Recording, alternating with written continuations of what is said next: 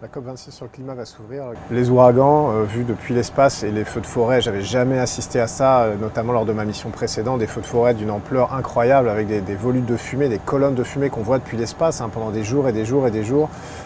C'était impressionnant de se dire l'énergie qui était dégagée et les dégâts qui étaient évidemment provoqués pour les gens qui avaient la malchance d'être sur la trajectoire de ces incendies. Et puis aussi l'augmentation de la fréquence des tempêtes tropicales. C'est extrêmement impressionnant depuis l'espace de regarder.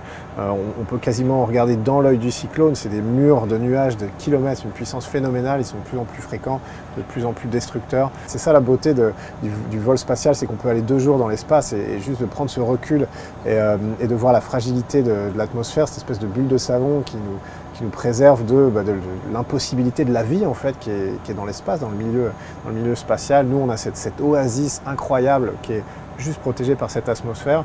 De voir ça une fois, je pense que ça marque à vie.